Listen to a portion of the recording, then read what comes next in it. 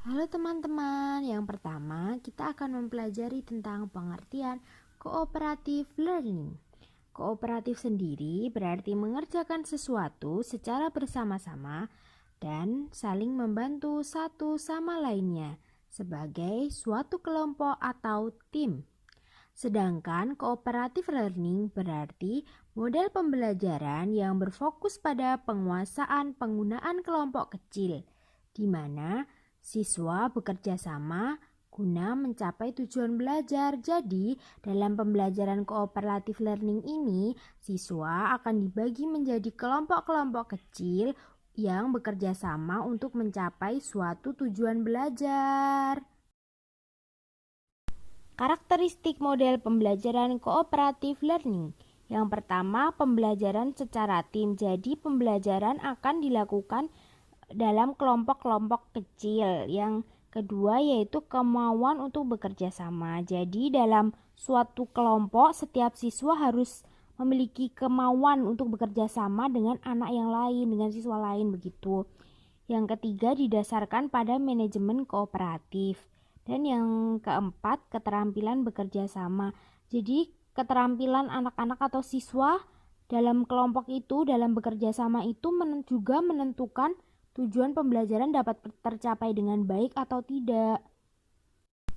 Ciri-ciri cooperative learning menurut Isjoni. Yang pertama, setiap anggota itu memiliki peran. Jadi, semua anggota dalam satu tim memiliki peran masing-masing. Yang kedua, hubungan interaksi antar siswa. Yang ketiga, setiap anggota kelompok bertanggung jawab atas dirinya dan anggota kelompoknya. Jadi itu setiap anggota itu bukan hanya bertanggung jawab kepada dirinya, tapi juga orang lain. Jadi dia tidak bisa bersikap egois atau mau menang sendiri begitu. Yang selanjutnya, guru membantu keterampilan interpersonal anak. Jadi terutama untuk pembelajaran di SD itu walaupun dalam kelompok-kelompok juga masih memerlukan dampingan dari guru dalam hal keterampilan interpersonal. Yang kelima, guru berinteraksi dengan kelompok itu sangat diperlukan. Seperti yang sudah saya jelaskan tadi, bahwa pembelajaran dengan pembentukan kelompok seperti ini terutama di SD itu masih memerlukan bahkan sangat memerlukan dampingan dari guru begitu. Tujuan pembelajaran cooperative learning. Tujuan pokok dari pembelajaran cooperative learning adalah memaksimalkan belajar siswa untuk peningkatan prestasi akademik dan pemahaman baik secara individu maupun secara kelompok. Beberapa tokoh mengemukakan tujuan dari pembelajaran cooperative learning. Yang pertama yaitu Slavin. Pada tahun 2005, ia mengemukakan bahwa tujuan yang paling penting dari pembelajaran cooperative learning adalah untuk memberikan para siswa pengetahuan, konsep, kemampuan, dan pemahaman yang mereka butuhkan supaya bisa menjadi anggota masyarakat yang bahagia dan memberikan kontribusi. Tokoh lain seperti Vincent Bacon dalam Slavin tahun 2005, ia mengemukakan bahwa tujuan pembelajaran cooperative learning adalah menciptakan norma-norma yang pro-akademik di antara para siswa, dan norma-norma pro-akademik memiliki pengaruh yang amat penting bagi pencapaian siswa. Selanjutnya yaitu manfaat pembelajaran cooperative learning. Menurut Sadkar dalam Miftahul tahun 2011, ia menjabarkan beberapa manfaat pembelajaran cooperative learning, yaitu yang pertama, siswa yang diajari dengan dan dalam struktur-struktur kooperatif akan memperoleh hasil pembelajaran yang lebih tinggi. Yang kedua yaitu siswa yang berpartisipasi dalam pembelajaran kooperatif akan memiliki sikap harga diri yang lebih tinggi dan motivasi yang lebih besar untuk belajar. Selanjutnya yang ketiga, dengan pembelajaran kooperatif, siswa menjadi lebih peduli pada teman-temannya dan di antara mereka akan terbangun rasa ketergantungan yang positif atau interdependensi positif untuk proses belajar mereka nanti. Manfaat yang terakhir yaitu Pembelajaran kooperatif meningkatkan rasa penerimaan siswa terhadap teman-temannya yang berasal dari latar belakang ras dan etnik yang berbeda-beda. Unsur-unsur dasar dalam cooperative learning. Menurut Lundgren dalam Isjoni tahun 2009, ia mengemukakan unsur-unsur dalam pembelajaran cooperative learning antara lain yang pertama, para siswa harus memiliki persepsi bahwa mereka tenggelam atau berenang bersama. Yang kedua, para siswa harus memiliki tanggung jawab terhadap siswa atau siswa lain dalam kelompoknya. Selain tanggung jawab terhadap diri sendiri dalam mempelajari materi yang dihadapi. Yang ketiga, para siswa harus berpendapat bahwa mereka semua memiliki tujuan yang sama. Yang keempat, para siswa membagi tugas dan berbagi tanggung jawab di antara para anggota kelompok. Yang kelima, para siswa diberikan satu evaluasi atau penghargaan yang akan ikut berpengaruh terhadap evaluasi kelompok. Para siswa berbagi kepemimpinan sementara mereka memperoleh keterampilan bekerja sama selama belajar. Yang terakhir yaitu setiap siswa akan diminta mempertanggungjawabkan secara individual materi yang ditangani dalam kelompok kooperatif. Menurut tokoh yang lain yaitu Roger dan David dalam Agus Supriyono tahun 2009, mereka mengatakan untuk mencapai hasil yang maksimal, 5 unsur dalam model pembelajaran cooperative learning harus diterapkan. 5 unsur tersebut antara lain, yang pertama yaitu saling ketergantungan positif. Unsur ini menunjukkan bahwa dalam pembelajaran cooperative learning ada 2 pertanggungjawaban kelompok. Yang pertama yaitu mempelajari bahan yang ditugaskan kepada kelompok. Yang kedua, menjamin bahwa semua anggota kelompok secara individu mempelajari bahan yang ditugaskan tersebut. Unsur yang kedua yaitu tanggung jawab perseorangan. Tanggung jawab perseorangan adalah kunci untuk menjamin semua anggota yang diperkuat oleh kegiatan belajar bersama. Artinya, setelah mengikuti kelompok belajar bersama, anggota kelompok harus menyelesaikan tugas yang sama. Unsur yang ketiga yaitu interaksi promotif. Unsur ini penting karena dapat menghasilkan saling ketergantungan positif. Ciri-ciri interaksi promotif adalah saling membantu secara efektif dan efisien, saling memberikan informasi dan sarana yang diperlukan, memproses informasi bersama secara lebih efektif dan efisien, saling mengingatkan, saling membantu dalam merumuskan dan mengembangkan argumentasi serta meningkatkan kemampuan wawasan terhadap masalah yang dihadapi, saling percaya, dan saling memotivasi untuk memperoleh keberhasilan bersama. Unsur yang keempat yaitu komunikasi antar anggota. Untuk mengkoordinasikan kegiatan siswa dalam pencapaian tujuan siswa harus adalah saling mengenal dan mempercayai, mampu berkomunikasi secara akurat dan tidak ambisius, saling menerima dan saling mendukung, serta mampu menyelesaikan konflik secara konstruktif. Unsur yang terakhir yaitu pemrosesan kelompok. Melalui pemrosesan kelompok dapat diidentifikasi dari urutan atau tahapan kegiatan kelompok dan kegiatan dari anggota kelompok.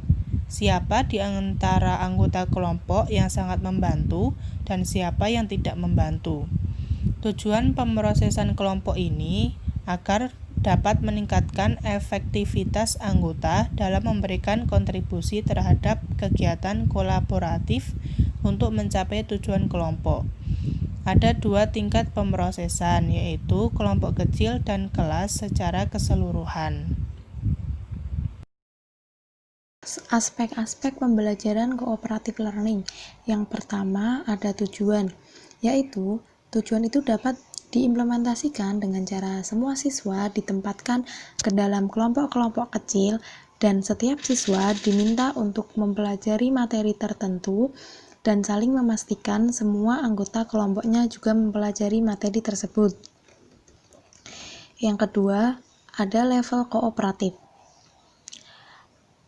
Aspek ini menunjukkan bahwa adanya kerjasama yang dapat diterapkan di dalam kelas dengan cara memastikan bahwa semua siswa di ruang kelas benar-benar mempelajari materi yang ditugaskan, dan sekolah memastikan bahwa semua siswa di sekolah benar-benar mengalami kemajuan secara akademik. Yang ketiga, ada pola interaksi. Aspek ini mendorong setiap siswa untuk saling mendorong dalam kesuksesan antara satu siswa sama lain. Siswa mempelajari materi pembelajaran bersama siswa lain dan saling menjelaskan cara menyelesaikan tugas pembelajaran, saling menyimak penjelasan masing-masing, dan saling membantu dalam akademik maupun non-akademik. Pola interaksi ini muncul di dalam dan di antara kelompok-kelompok kooperatif. Dan yang terakhir ada evaluasi. Sistem evaluasi didasarkan pada kriteria tertentu. Penekanannya biasanya terletak pada pembelajaran dan kemajuan akademik setiap siswa, bisa juga difokuskan pada setiap kelompok, mahasiswa, ataupun sekolah. Selanjutnya ada kelemahan dan kelebihan pembelajaran cooperative learning. Kelemahan yang pertama yaitu guru harus mempersiapkan pembelajaran secara matang, di samping itu juga memerlukan lebih banyak tenaga, pemikiran, dan waktu. Yang kedua, proses pembelajaran learning dapat berjalan dengan lancar, harus dibutuhkan dukungan fasilitas, alat, dan biaya yang cukup memadai. Yang ketiga, selama kegiatan diskusi kelompok berlangsung, ada kecenderungan topik permasalahan yang sedang dibahas meluas sehingga banyak yang tidak sesuai dengan waktu yang telah ditentukan. Dan yang terakhir, saat diskusi kelas, terkadang didominasi oleh seseorang. Hal ini mengakibatkan siswa yang lain menjadi pasif. Selanjutnya yaitu kelebihan pembelajaran cooperative learning. Pertama, melatih siswa dalam kelompok untuk berbicara dan mengungkapkan pendapat. Yang kedua, menumbuhkan sikap mandiri dan tidak tergantung pada guru. Menambah kepercayaan siswa untuk mencari sumber informasi bersama kelompoknya. Ketiga, ada mengembangkan kemampuan untuk menuliskan gagasan yang didapat melalui kata-kata verbal. Yang keempat, saling berinteraksi dengan teman dapat memberikan rangsangan berpikir yang berguna untuk pendidikan jangka panjang. Selanjutnya, siswa dilatih untuk memecahkan masalah bersama kelompoknya tanpa takut membuat kesalahan, karena keputusan yang dibuat adalah tanggung jawab bersama. 6. Pembelajaran cooperative learning menjadi salah satu strategi dalam peningkatan hubungan sosial, hubungan interpersonal yang positif dengan orang lain. 7. Membantu memberdayakan siswa untuk bertanggung jawab dalam belajar. Dan yang terakhir, saling menghargai orang lain dan menyadari akan segala keterbatasan yang dimiliki. Tipe-tipe pembelajaran cooperative learning. Yang pertama ada STAD atau Student Team Achievement Division. Tipe pembelajaran STAD dikembangkan oleh Robert Slavin di Universitas Johns Hopkins. Tipe ini merupakan tipe pembelajaran yang paling sederhana atau melibatkan tim kecil. Tujuan dari tipe ini adalah menekankan kerjasama antar siswa dalam kelompok dan membangun interaksi yang positif dalam menguasai materi pelajaran. Ada beberapa tahapan dalam menggunakan tipe STAD, di antaranya yaitu pemberian materi, baik verbal maupun non-verbal, berupa teks sesuai kompetensi yang akan dicapai. Guru juga akan mempresentasikan materi yang diberikan di depan kelas untuk menghubungkan pengetahuan dan pengalaman yang telah dimiliki. Untuk mendapatkan skor awal, guru akan memberikan tes setelah melakukan presentasi. Tahapan ketiga, siswa akan dibagi dalam kelompok-kelompok yang akan diberikan masalah untuk diselesaikan dalam kerja kelompok. Peran guru di sini adalah sebagai fasilitator. Seluruh anggota kelompok harus bekerja secara aktif dalam membahas materi yang diberikan oleh guru. Setelah kegiatan kelompok, guru akan memberikan tes individual untuk mengetahui sejauh mana siswa memahami materi yang disampaikan, baik melalui presentasi maupun kerja kelompok. Setiap individu yang melakukan pekerjaan akan diberikan skor perkembangan. Hasil yang didapat akan dimasukkan ke dalam rata-rata skor kelompok. Kelompok yang mendapat nilai tertinggi akan mendapat apresiasi. Kelompok diharapkan untuk mendapat nilai setinggi mungkin.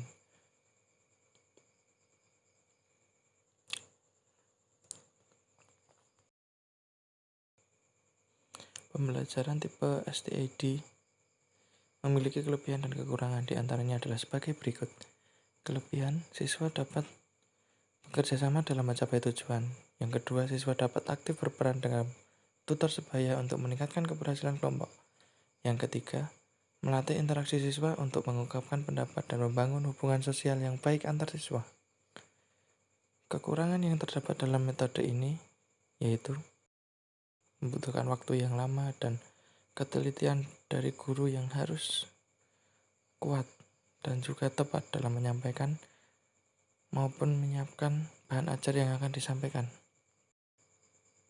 CIRC atau Cooperative Integrated Reading and Composition merupakan model pembelajaran khusus mata pelajaran bahasa Indonesia dalam rangka membaca dan menemukan ide pokok pikiran atau tema, sebuah wacana atau clipping.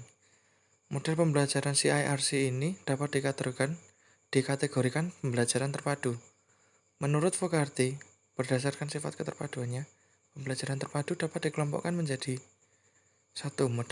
Model dalam satu disiplin ilmu yang meliputi model keterhubungan dan model terangkai.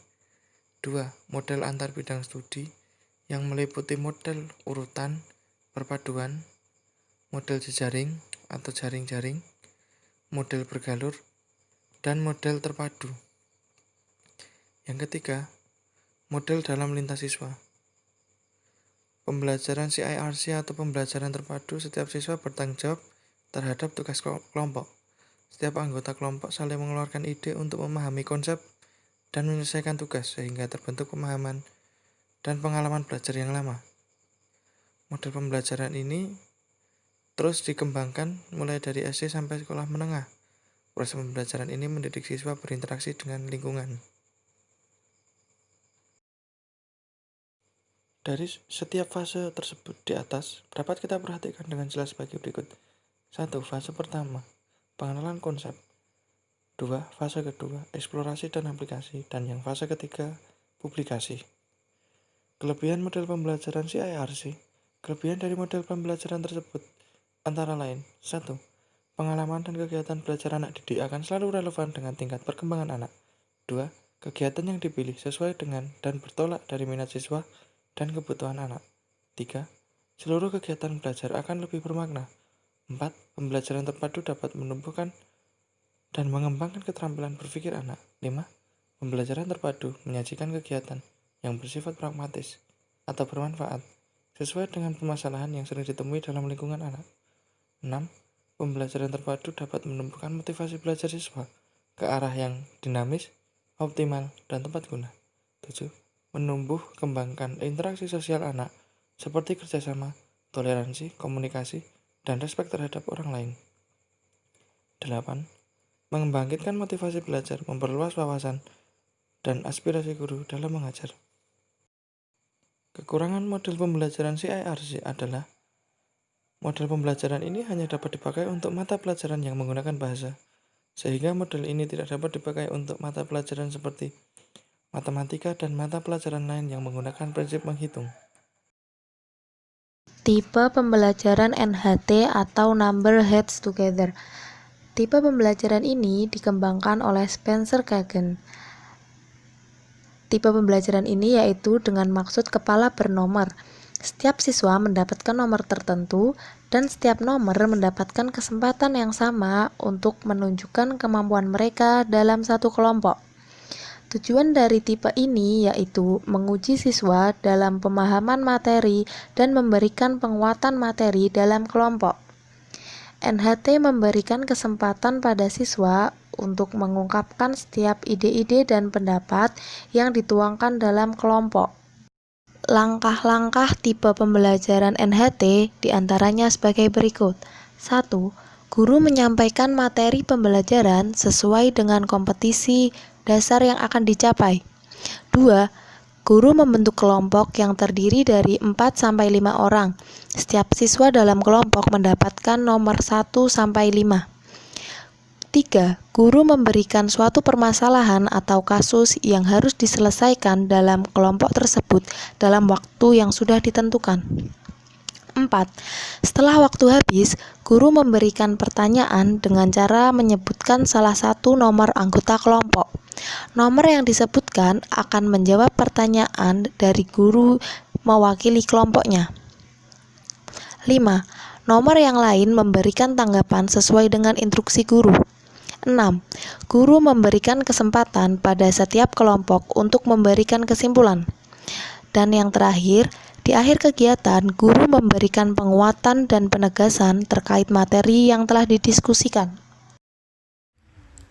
Selanjutnya yaitu model make a match. Model pembelajaran make a match atau mencari pasangan dikembangkan oleh Lorne Coran pada tahun 1994. Pada model ini, siswa diminta mencari pasangan dari kartu. Lalu pendapat lain menurut Tarmizi dalam Novia tahun 2015, ia menyatakan bahwa model pembelajaran make a match artinya siswa mencari pasangan, setiap siswa mendapat sebuah kartu atau bisa berupa soal maupun jawaban, lalu secepatnya mencari pasangan yang sesuai dengan kartu yang ia pegang. Penerapan model ini dimulai dengan teknik yaitu siswa disuruh mencari pasangan kartu yang merupakan jawaban atau soal sebelum batas waktunya. Siswa yang dapat mencocokkan kartunya diberi poin. Lalu langkah-langkah pelaksanaan model pembelajaran make a match menurut Aqib Zainal. Yang pertama yaitu guru menyiapkan beberapa kartu yang berisi beberapa konsep atau topik yang cocok untuk sesi review. Satu sisi soal berupa kartu soal dan sisi sebaliknya berupa kartu jawaban. Yang kedua, setiap siswa mendapat satu kartu dan memikirkan jawaban atau soal dari kartu yang dipegang. Yang ketiga, siswa mencari pasangan yang punya kartu yang cocok dengan kartunya. Yang keempat, siswa yang dapat mencocokkan kartunya sebelum batas waktu diberi poin. Yang kelima, setelah satu babak kartu dikocok lagi agar tiap siswa mendapat kartu yang berbeda dari sebelumnya, demikian seterusnya. Yang terakhir yaitu kesimpulan. Selanjutnya, pelaksanaan model pembelajaran dilakukan oleh guru dalam menerapkan model make a match dalam proses belajar mengajar menurut Ciandra dalam Novia tahun 2013. Adapun tahapan-tahapannya yaitu yang pertama tahap persiapan. Guru membagi siswa menjadi 3 kelompok. Kelompok pertama, kelompok pembawa kartu berisi pertanyaan.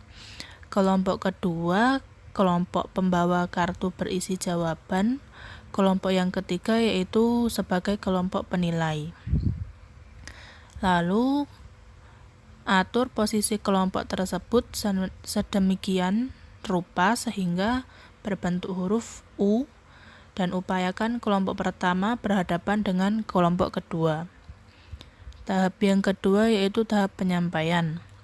Jika masing-masing kelompok telah berada di posisi yang telah ditentukan, maka guru membunyikan peluit sebagai tanda agar kelompok pertama dan kedua bergerak mencari pasangannya masing-masing sesuai pertanyaan atau jawaban yang terdapat di kartunya. Berikan kesempatan pada mereka untuk berdiskusi. Diskusi dilakukan oleh siswa yang membawa kartu yang berisi jawaban. Tahapan yang terakhir yaitu penampilan hasil. Pasangan yang telah terbentuk wajib menunjukkan pertanyaan dan jawaban kepada kelompok penilai. Kelompok penilai kemudian membaca apakah pasangan pertanyaan jawaban itu cocok. Setelah penilaian selesai dilakukan, atur sedemikian rupa kelompok pertama dan kelompok kedua bersatu, kemudian memposisikan dirinya menjadi kelompok penilai. Sementara kelompok penilai pada sesi pertama dibagi menjadi 2 kelompok, sebagian anggota memegang lembar pertanyaan dan sebagian lagi memegang lembar jawaban, kemudian posisikan siswa seperti huruf U lagi. Guru kembali membunyikan peluit, kemudian pemegang kartu pertanyaan dan jawaban bergerak mencari pasangannya. Maka setiap pasangan menunjukkan hasil kerja pada penilai. Tentu dalam model pembelajaran ini terdapat kelebihan dan kelemahannya. Menurut Santoso dalam Novia tahun 2015, kelebihan model pembelajaran ini yaitu yang pertama, mampu menciptakan suasana aktif dan menyenangkan. Yang kedua, materi pembelajaran yang disampaikan lebih menarik perhatian siswa. Yang ketiga, mampu meningkatkan hasil belajar siswa mencapai taraf ketuntasan belajar. Yang keempat, suasana kegembiraan akan tumbuh dalam proses pembelajaran. Yang kelima, kerjasama antar siswa terwujud dengan dinamis. Lalu kelebihan yang terakhir yaitu munculnya dinamika gotong royong yang merata di seluruh siswa. Lalu untuk kelemahannya menurut Santoso dalam Novia tahun 2015, kelemahan yang pertama yaitu diperlukan bimbingan dari guru untuk melakukan kegiatan. Yang kedua, waktu yang tersedia perlu dibatasi, jangan sampai siswa terlalu banyak bermain-main dalam proses pembelajaran. Yang ketiga, guru perlu persiapan bahan dan alat yang memadai. Yang keempat, pada kelas yang jumlah muridnya banyak, jika kurang bijaksana, maka akan menimbulkan keributan. Lalu kelemahan yang terakhir, dalam mengembangkan dan melaksanakan model make a match, guru selalu memberikan bimbingan dan pengarahan dalam berbagai kesempatan agar tidak terjadi keributan di dalam kelas. Memotivasi siswa menjadi bagian penting untuk menumbuhkan kesadaran diri pada siswa terhadap keseriusan dalam proses belajar mengajar. Selanjutnya yaitu tipe jigsaw. Tipe jigsaw ini dikembangkan oleh Elliot Aronson dari Texas University. Langkah-langkah dalam pembelajarannya itu jadi yang pertama siswa dibagi menjadi beberapa kelompok. Dalam setiap kelompok itu akan mendapatkan submateri yang berbeda-beda. Siswa dalam kelompok tersebut ditugaskan mempelajari submateri yang telah diberikan oleh guru.